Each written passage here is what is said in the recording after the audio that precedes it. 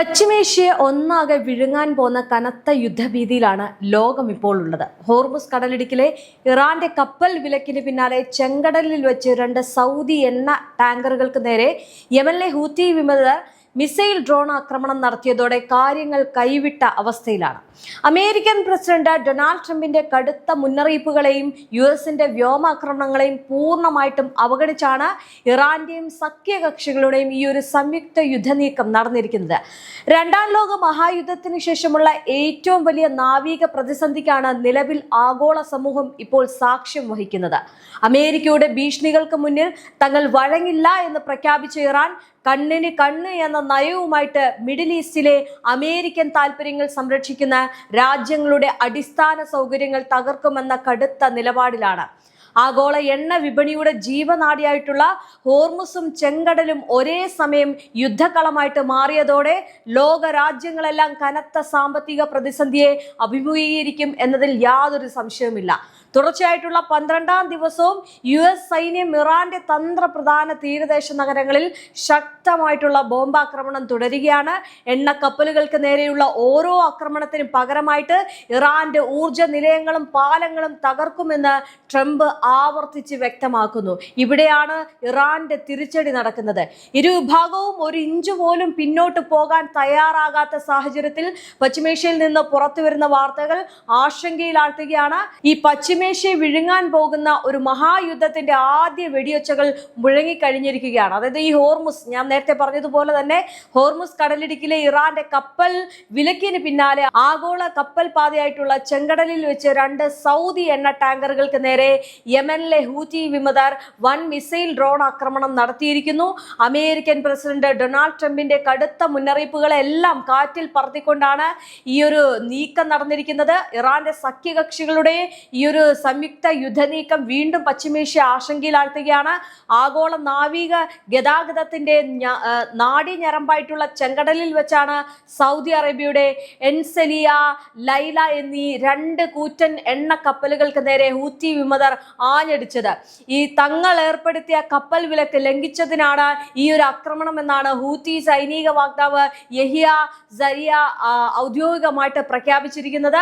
തങ്ങളെ സാമ്പത്തികമായിട്ട് തകർക്കാൻ ശ്രമിക്കുന്നവർക്ക് ഒരൊറ്റ കപ്പൽ പോലും ചെങ്കടൽ വഴി കടത്തി വിടില്ല എന്ന പ്രഖ്യാപനമാണ് ഹൂത്തികൾ ഇതിലൂടെ നൽകുന്നത്. ഇതിൽ നിന്ന് ഒരു കാര്യം മനസ്സിലാക്കാം, യുദ്ധം എത്രത്തോളമാണ് മുന്നോട്ട് പോകുന്നത് എന്ന്. അതായത് ചെങ്കടൽ അടയ്ക്കുമ്പോൾ വലിയ പ്രതിസന്ധിയാകുമെന്നത് നമ്മൾ ഇതിനു മുമ്പ് പറഞ്ഞതാണ്. നിലവിൽ ഹോർമുസ് പൂട്ടിയിരിക്കുന്ന നിലയിലാണ്. ഇപ്പോൾ ചെങ്കടൽ വഴി യാതൊരു കപ്പലും കടത്തിവിടാൻ അനുവദിക്കാത്ത രീതിയിൽ ഹൂത്തി വളഞ്ഞിരിക്കുകയാണ്. ഈ ഹൂത്തികളുടെ കടന്നാക്രമണത്തിൽ എൻസലിയ എന്ന സൗദി കപ്പലിന്റെ മുൻഭാഗത്ത് വൻ തീപിടുത്തമുണ്ടായതായിട്ട് സൗദി ട്രാൻസ്പോർട്ട് ജനറൽ അതോറിറ്റി സ്ഥിരീകരിച്ചു കഴിഞ്ഞു. കപ്പലിലെ ജീവനക്കാരെ അടിയന്തരമായിട്ട് രക്ഷപ്പെടുത്തിയെന്നും പാരിസ്ഥിതിക ദുരന്തം ഒഴിവാക്കാനുള്ള സുരക്ഷാ നടപടികൾ സ്വീകരിച്ചതായിട്ടും സൗദി ഭരണകൂടം വ്യക്തമാക്കുന്നു. എങ്കിലും ഈ ഒരു ആക്രമണം സൗദിയുടെ ആത്മവിശ്വാസത്തെ കെടുത്തിയിരിക്കുകയാണ്. യഥാർത്ഥത്തിൽ ഈ ഹോർമുസ് കടലിടുക്ക് വഴിയുള്ള യാത്ര അതീവ അപകടത്തിലായതിനെ തുടർന്നാണ് സൗദി അറേബ്യ തങ്ങളുടെ ലക്ഷക്കണക്കിന് ബാരൽ എണ്ണ ചെങ്കടലിലെ യാൻബു തുറമുഖം വഴി തിരിച്ചുവിട്ടത്. എന്നാൽ അമേരിക്കയും സൗദിയെയും ഞെട്ടിച്ചുകൊണ്ട് ഹൂതികൾ ചെങ്കടലിനെ പുതിയൊരു പോർമുഖമാക്കി മാറ്റുകയാണ് ചെയ്തത്. ഇതോടെ സൗദിയുടെ 2 പ്രധാന എണ്ണക്കടത്ത് തന്ത്രങ്ങളും ഒരേ സമയം തകിടം മറിഞ്ഞിരിക്കുകയാണ്. അതേസമയം തന്നെ മറുവശത്ത് ഈ ഹോർമുസ് കടലിടുക്കിൽ ഇറാന്റെ ഭാഗത്തു നിന്നും കടുത്ത നടപടികളാണ് ഉണ്ടാകുന്നത്. ഒമാൻ തീരത്തുകൂടിയും അമേരിക്ക നിർദ്ദേശിച്ച സുരക്ഷിത പാതയിലൂടെയും കടന്നു പോകാൻ ശ്രമിച്ച 3 എണ്ണ ടാങ്കറുകൾക്ക് ഇറാന്റെ റവല്യൂഷണറി ഗാർഡ് ബലം പ്രയോഗിച്ച് തടഞ്ഞു എന്നുള്ള വാർത്തകൾ കൂടി വരുന്നുണ്ട്. പശ്ചിമേഷ്യയിലെ തങ്ങളുടെ പരമാധികാരം ചോദ്യം ചെയ്യുന്ന ഒരു ശക്തിയെയും കടലിൽ വെച്ച് പോലും വെച്ച് പൊറപ്പിക്കില്ല എന്ന വ്യക്തമായിട്ടുള്ള സന്ദേശമാണ് ഇറാൻ ഇതിലൂടെ നൽകുന്നത്. ഇറാൻ കടലിൽ സ്ഥാപിച്ച മൈനുകൾ അഥവാ കടൽ ബോംബുകൾ നിറഞ്ഞ പാതയിലൂടെ സഞ്ചരിച്ച ഒരു കപ്പൽ ശക്തമായിട്ടുള്ള സ്ഫോടനത്തോടെ തകരുകയും തീപിടിക്കുകയും ചെയ്തതായിട്ടുള്ള റിപ്പോർട്ടുകൾ പുറത്തു വരികയാണ്. ഇതോടെ മറ്റു 2 കപ്പലുകൾ ഭയന്ന് യാത്ര ഉപേക്ഷിച്ചു പിൻവാങ്ങി.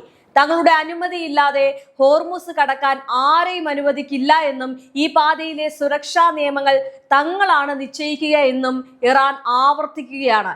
ഇനി വാണിജ്യ കപ്പലുകളുടെ സുരക്ഷ ഉറപ്പാക്കാൻ എന്ന പേരിൽ ഇറാനെതിരെ അമേരിക്ക നടത്തുന്ന വൻ വ്യോമാക്രമണം ഇപ്പോൾ തുടർച്ചയായിട്ടുള്ള 12ാം ദിവസത്തിലേക്ക് കടക്കുമ്പോൾ യുദ്ധം വീണ്ടും കനക്കുന്നതാണ് കാണുന്നത്. അതാണ് ഈ ഹോർമുസ് പൂട്ടുക, ചെങ്കടലിലെ ഹൂത്തി വിമതർ അവിടെ ഈ സൗദി കപ്പലിന് നേരെ ആക്രമണം നടത്തുക, US സൈന്യത്തിന്റെ സെൻട്രൽ കമാൻഡ് ഇറാന്റെ തന്ത്രപ്രധാന തീരദേശ നഗരങ്ങളായിട്ടുള്ള ബുഷഹർ, അഹ്വാസ്, സിറിക്ക് എന്നിവയ്ക്ക് പുറമെ ഇറാഖ് അതിർത്തിയോട് ചേർന്ന് ഷാലംചെ ചെക്ക് പോസ്റ്റിലും കടുത്ത ബോംബാക്രമണമാണ് നടത്തിയിരുന്നത്.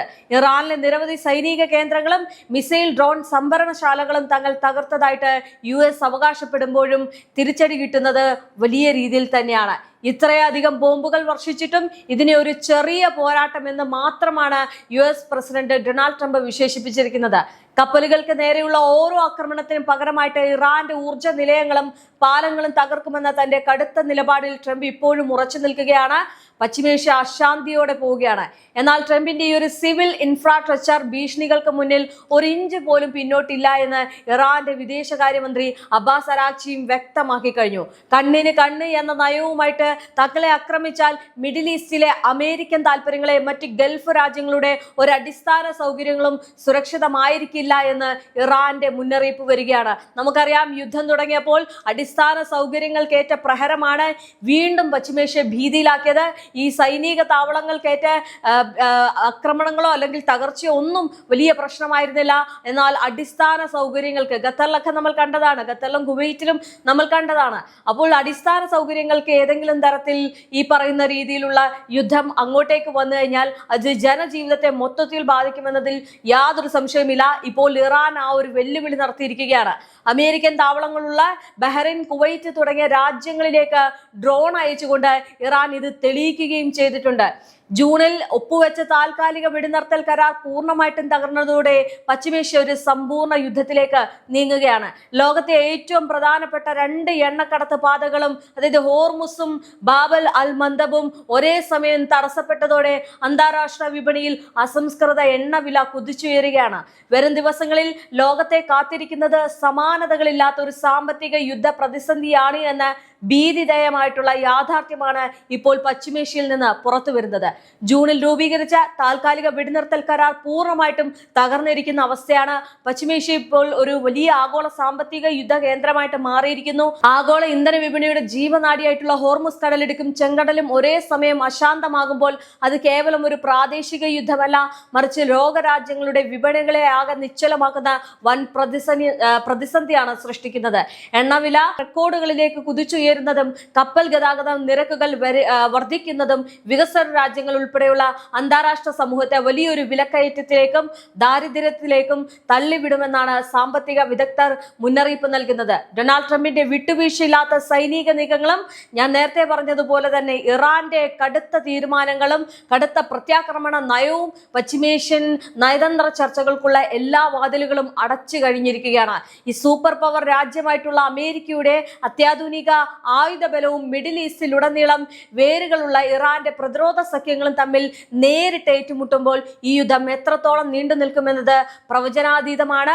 വരും ദിവസങ്ങളിൽ കൂടുതൽ ശക്തമായിട്ടുള്ള സൈനിക വിന്യാസങ്ങൾക്കും പ്രത്യാക്രമണങ്ങൾക്കും മേഖല സാക്ഷ്യം വഹിച്ചുകൊണ്ട് ഒരു ഭീതിദയമായിട്ടുള്ള കാര്യമായിരിക്കും സൃഷ്ടിക്കുക. അത്തരത്തിലേക്കാണ് ഇപ്പോൾ യുദ്ധം പോകുന്നത്.